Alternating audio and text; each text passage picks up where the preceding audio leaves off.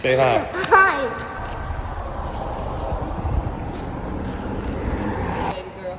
Mwah. Love you. Have a good day. Love you.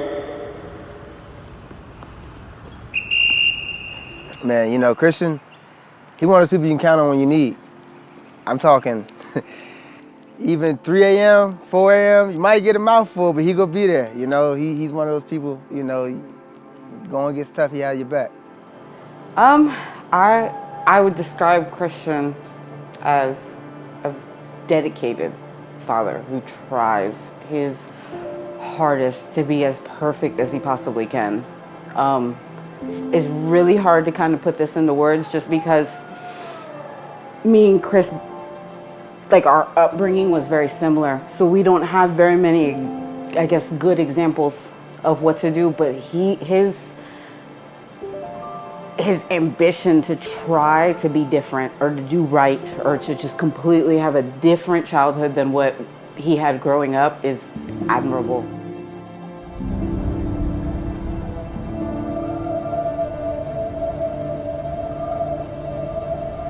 My name is Carl Bassfield Jr. and I'm the owner of In Death Productions.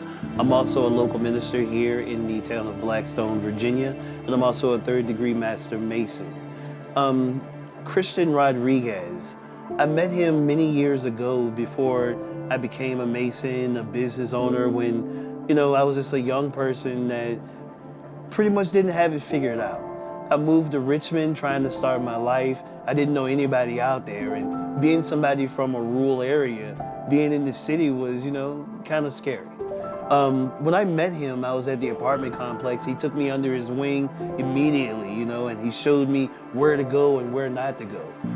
We talked about jobs and different things like that because I was working at Walmart, you know, and he showed me a better way. He, through his, you know, talking and his advice, I started to tap back into the things that I used to do here in the rural area. I was a volunteer EMT. So, you know, not knowing it, you know, I was able to get a job at the hospital using those skills. You know, it was Christian who reminded me, you know, you don't have to reinvent the wheel.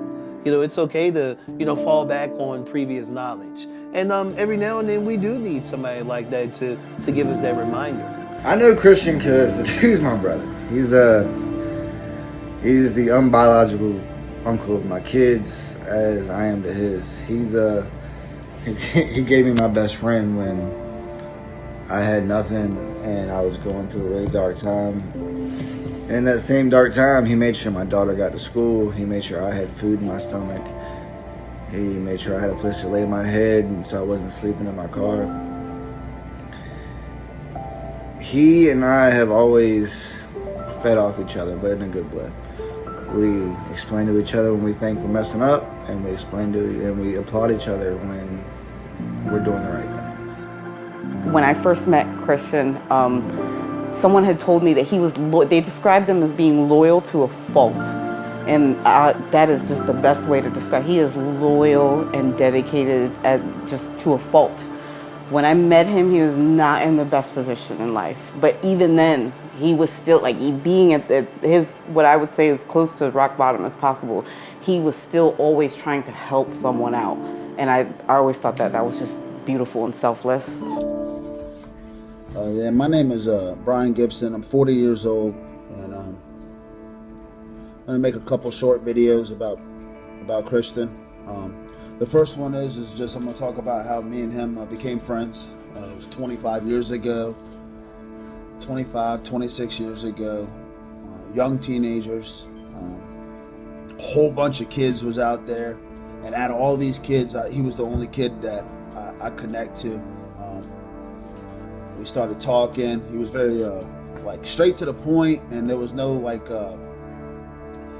you know, off the chart talk. You could tell what he was saying back then, that he was real about what he was saying. He wasn't trying to be somebody else, or, you know, lying or anything like that. So we clicked really, really well, and that was the start of our 25-year friendship.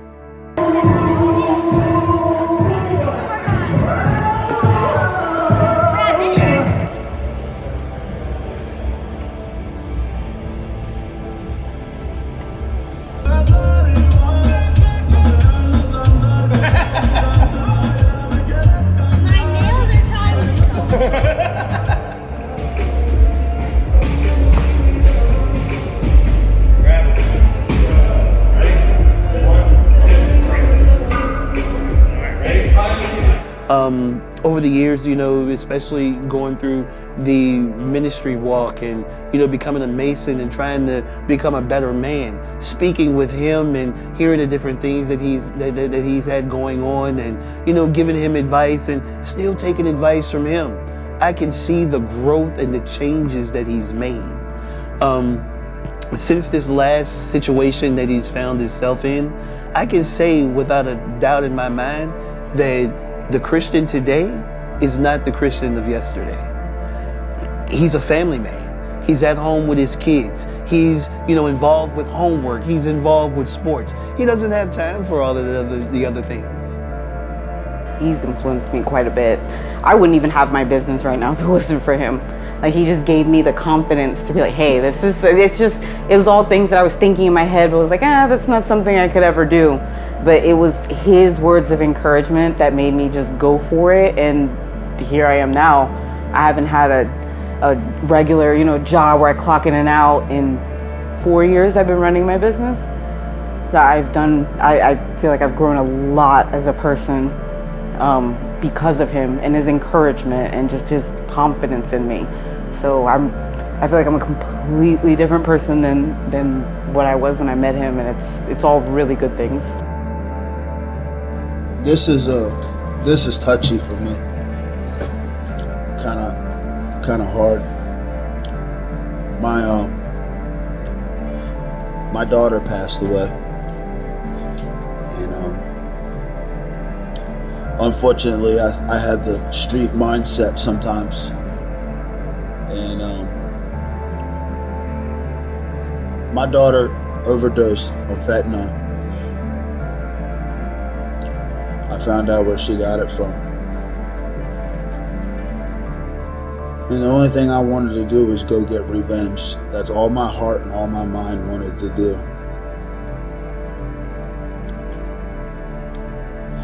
Kristen was able to tell me over and over and over, don't do it, don't do it. I became a long ways. I run a successful $1 million business in Chesterfield County. I've gotten all my rights back, my firearm rights back, and I was willing to throw it all away for my daughter. Thanks to Kristen, I was able to walk straight again. I was able to keep my head up, even though I had tears, even though I had the thoughts. He didn't allow me to do it. I will forever be thankful for that. Also, after that, we had some family issues with my son. He ran away. He was in the Virginia missing children's list. Kristen reached out to him on Instagram. Of all the people in the world that tried to contact my son would only speak to him. He had went and picked up my son, took him back to his house, fed him, gave him a drink. I got off work and went to the house. Kristen made us sit down and talk. He gave me a drink. I think it was a Coke. Sat down and just, I talked to my son and we went home. And actually we went to the police department together to get him off the missing list. And then we went home, and we've been building since then. And again, I'll be forever thankful to Kristen for that. He's the only uncle that these kids got. And a forever brother that I have. When I met him, what's really interesting is he was a live wire. I mean, he moved fast. He was just all over the place. He was into this, he was into that. But when we fast forward and look at today, it's a completely different individual. Miranda, the kid's mother, was a huge part of his life, a huge part of that turnaround. You know, while they were together, you know, they had their ups and they had their downs, and, you know, they went through a lot, you know, but when she passed, it's like something broke in him. He became a different person. It's like he realized that it isn't just about me anymore. You know, he tried to figure it out. You know, he made mistakes along the way, as all of us do. I'm willing to say that, you know, just about everybody makes mistakes, but not everybody gets caught. But one thing about him, he doesn't back down and say, you know, well, I didn't do it. He owns up to the things that he's done. And I'm proud of him for that. He lost the mother of his children, and he stepped up. He became a great father, a great provider. The man went and started going to the gym and getting physically and mentally stable and healthy and fit for his kids. And those kids mean the world to him. They mean the world to me as well. Like, they're beautiful children, and they're smart and respectful and just really meaningful kids to a lot of different people. And all that stems from who Christian is. So a specific moment is kind of hard because this is something that he works at daily. It's something he actually overthinks it, and it's funny. It's not funny. It's actually adorable. But he overthinks every decision when it comes to the kids, and it's just because he wants it to be so perfect. So it's really hard for me to narrow that down. My dad means a lot to me. After my mom passed away, he didn't just step up. He held all of us together. I saw him get hurt, but he never gave up. He made sure we were loved and never left in the dark. He became the one person I knew I could depend on no matter what. To me, he's more than a dad. He's my hero. He taught me that no matter how broken life makes you feel, you still get to choose who you become. I watched him lose a person he loved, take care of 3 kids by himself, build a business, and help other people do better with their lives, all while being there for me every single day. He taught me strength, and that real love means showing up even when it's hard.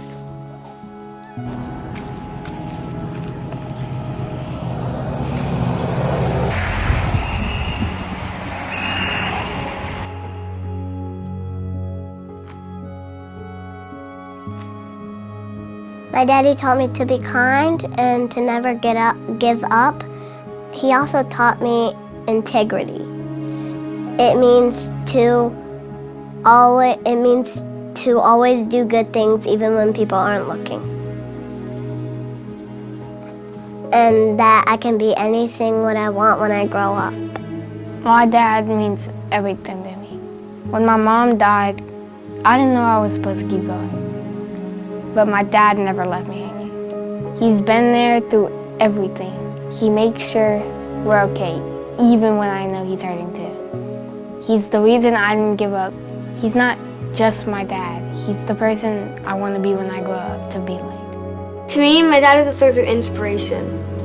My dad always does his best to understand the way I do things, while at the same time pointing me in the right direction. He's always honest to me, and that's something I really appreciate. I think the best lesson my dad taught me was to be honest, no matter who I'm talking to. But he made sure to help me express that in a mature way. He helped me learn how to communicate my emotions and feelings with maturity while also being honest. He taught me how to be strong, not by acting tough, just by being real.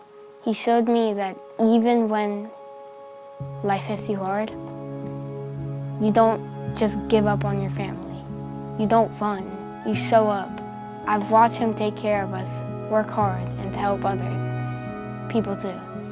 He taught me what a real man is. My dad is a source of love and support. He's always been there for me.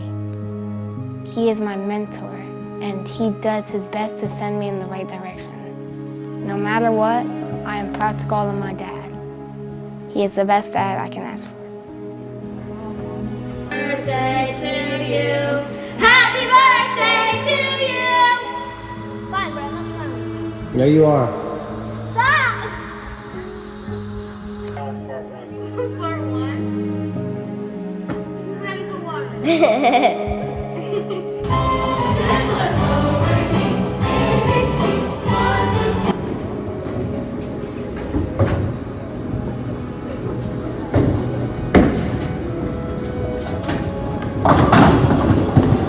I'm very proud of him. He's done the work. He's invested the time into bettering himself, getting his CDL. I remember when the courts had it so that he couldn't even leave to go to work, Christian was couponing. You know, he was shopping online and, you know, creating stock and things like that so that way people can buy low price goods from him. Again, he's helping people. You know, he's always been the type to help someone. And it goes all the way back to when we first met. So I will say, Christian's made a lot of changes. He's been through a lot. His life is a movie. He's an amazing individual. He's becoming a pillar in his community. I mean, just talking to different people and things like that and hearing the impact that he's had on their lives is nothing short of amazing. So, you know, these are things that you probably wouldn't even expect, you know, but he made a mistake, he owned up to it, and he changed. I'm proud of him for that. I think the judge should know the type of character that Christian is he's just a trying man. He's trying to do better, he's trying to feel better. He's trying to make sure his kids aren't hurting with just one parent. And I honestly think that if Christian were to go away, then that would mess up all the work that man has done. Mentally, physically, and emotionally.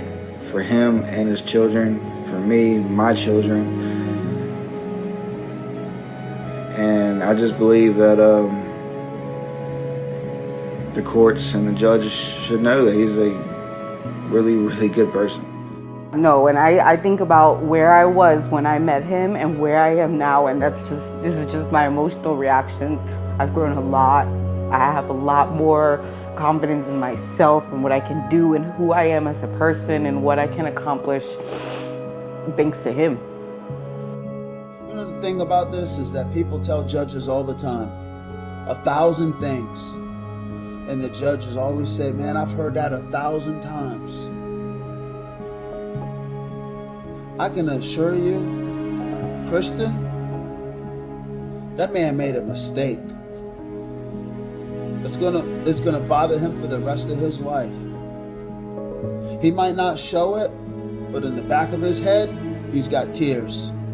In the back of his head, the only thing he wants to do is be a father to his children. The only thing he wants to do is to show his kids what's right and what's wrong. And Kristen does it every day, no matter what. He never asks for money. He never asks for favors. He never asks for any of that. The next day, that man will do a favor for you again and again, no matter what. The community is thankful for people like him.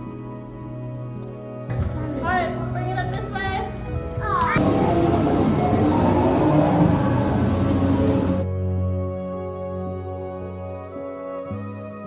I would never want him to go anywhere. I would always want him to stay with us.